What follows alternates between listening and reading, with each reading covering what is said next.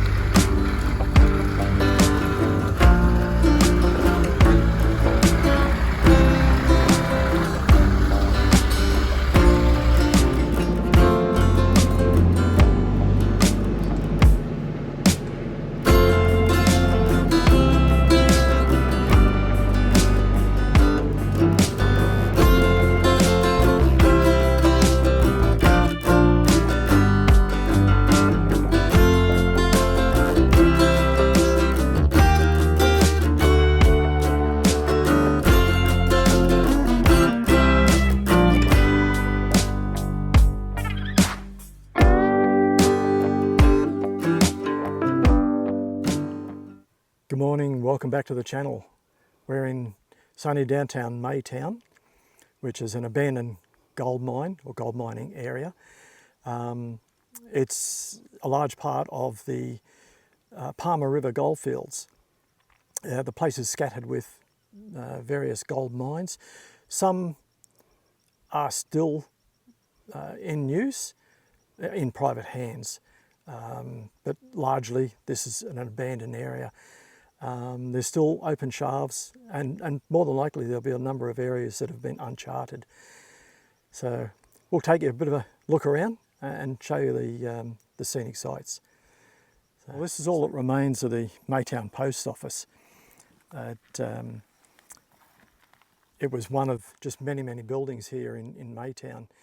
Maytown itself is the, I'll call the epicentre of the Palmer River goldfields. It became more the administrative centre. All around the area is just scattered or littered with small mines, mining claims. It had, in the peak, quite a significant population. Just the number of Chinese that were here helping with the digging and the mining, there was 19,000 approximately Chinese just in this region. So we'll have a bit of a look around. Looking back down over this way here, this was the main street of Maytown. And when we walk down there, you'll be able to see the curb and guttering that they put in there to signify that this is the main street. This is just a section of the stone curb and guttering of the main street of Maytown. I believe of 14 hotels in the area. I don't think they're all just here in Maytown, but as I said, there was quite a large community. So you'd have had hotels, there was a post office, police station, all the administrative offices, surveyors, police station. There'd have been a number of buildings here. Chinese joss houses would have been one. That many Chinese here, you can bet that there'd be a joss house here somewhere. The place was well served. At schools, there was a number of entertainment establishments, you might say. So it would have been a colourful history, people coming and going everywhere. And I dare say at one point there would have been a lot of money to throw about, or at least gold dust and so on.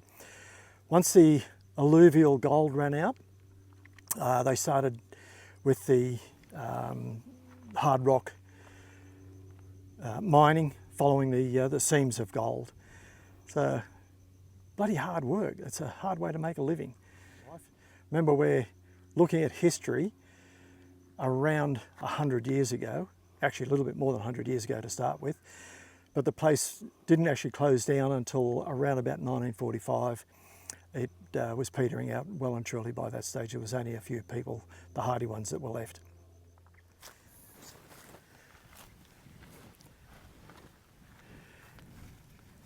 You can imagine working out here, the temperatures getting very, very high. Yesterday when we arrived, it was 34 degrees. This is in winter time. So if you were coming out here looking for a cold beer in the hotel, you're fresh out of luck.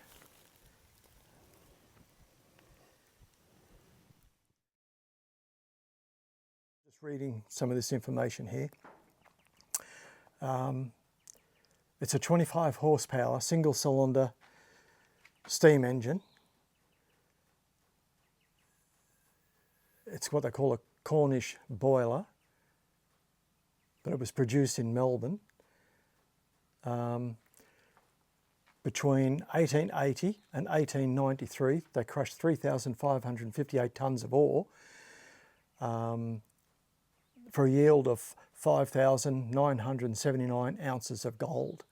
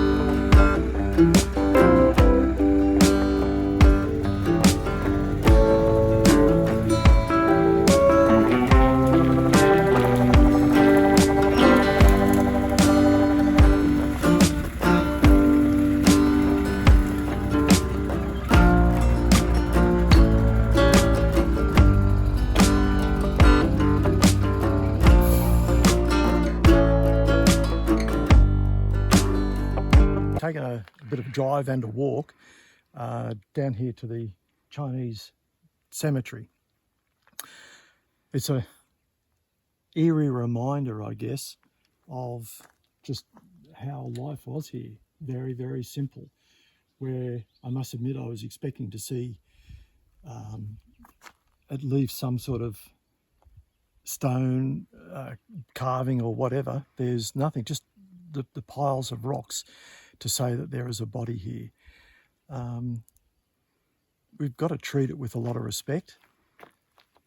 Thankfully, there is someone coming out to these places and just tidying them up, whippersnipping to keep it in a respectful manner.